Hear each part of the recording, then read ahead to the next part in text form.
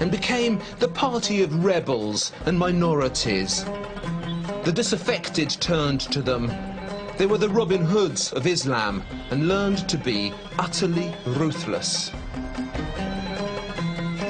Fated to remain a minority in the early Islamic world, the Shiites only claimed one major territory for themselves, and that was here in Cairo when the Fatimids arrived.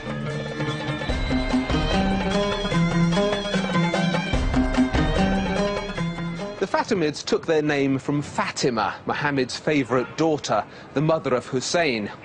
They too claimed descent from the Prophet, and these Fatimids built Cairo from scratch.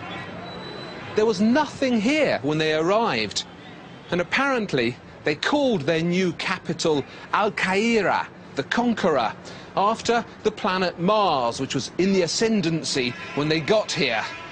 Some would say the planet Mars has been in the ascendancy around here ever since.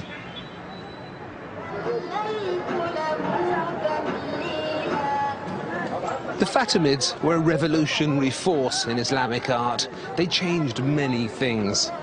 Here at the Azhar Mosque, bang in the heart of Cairo, they built a cluster of colleges devoted to the pursuit of knowledge. It was the world's first university, founded in 972. Yes, 972. The Fatimids were particularly keen on education as a way of spreading the Shiite theology and gaining extra converts in secret. It's a different route to power, and some still employ it. See these arches? Keel-shaped they're called. Those were a Fatimid invention. Cairo is particularly good for arches. That mosque with the spiral minaret has pointed arches, superb pointed arches. They weren't an Islamic invention. The Sassanids had used them already, but Islam developed and popularized the pointed arch, and then passed it westwards so that the Gothic age could happen. Gothic owes so much to Islam.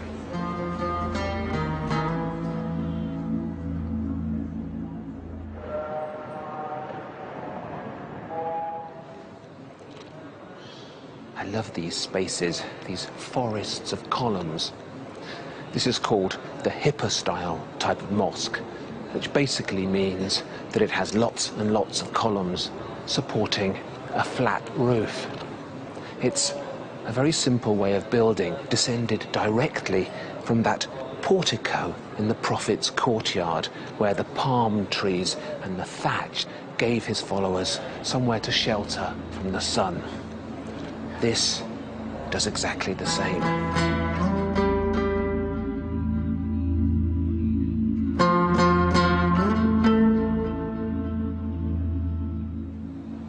But see here, where the mihrab is, a small dome, a widening, because almost despite itself, Islam was developing a need to mark its most holy wall more grandly.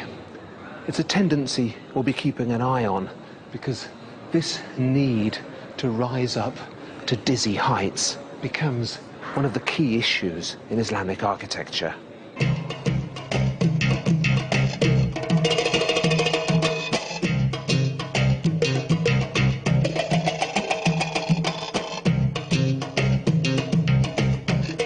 Among the most famous of all Quranic verses is the one inscribed most often on mosque lamps.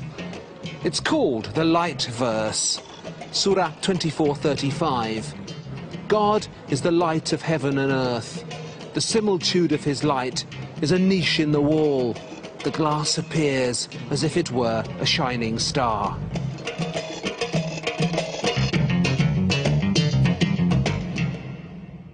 We know this is royal. It was made for Sultan Bakuk, Egyptian ruler.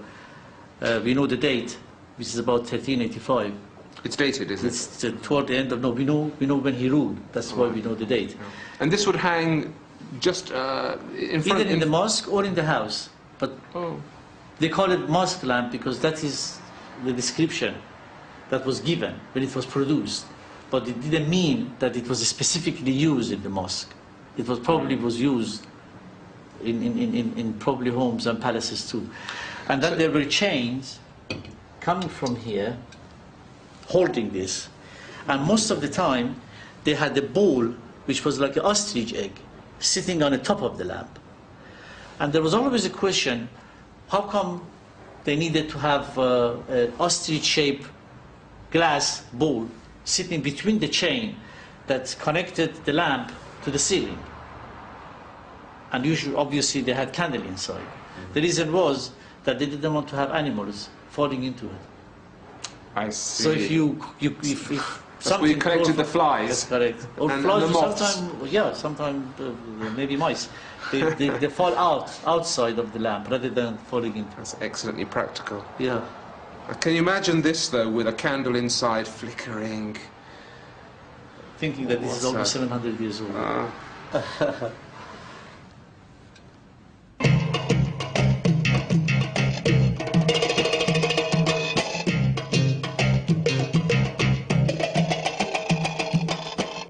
Egypt has a special relationship with precious stones. You know those stories of Cleopatra's fabulous emerald mines? Well, they're not stories. Cleopatra really did have fabulous emerald mines, and she was an ancient Egyptian connoisseur of the sparkling gemstone, as were the Fatimids. The most precious and magical of all Fatimid treasures were actually made from the most abundant mineral on Earth. Scientists, who have their own miraculous ways of calculating these things, tell us that 12% of the Earth's crust is made of quartz.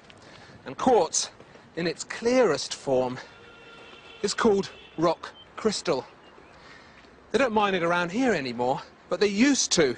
It was as common in the deserts of Egypt as sand. Actually, it basically was sand, silicon dioxide.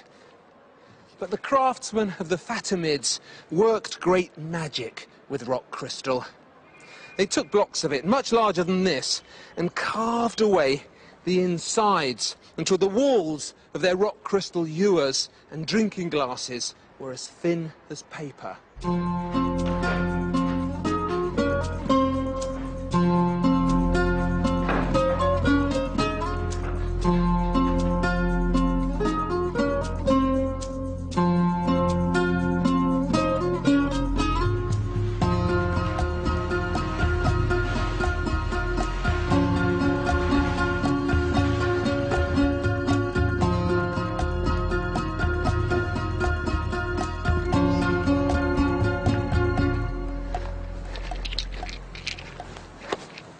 Crystals, like these, are of course what crystal balls used by fortune tellers used to be made from.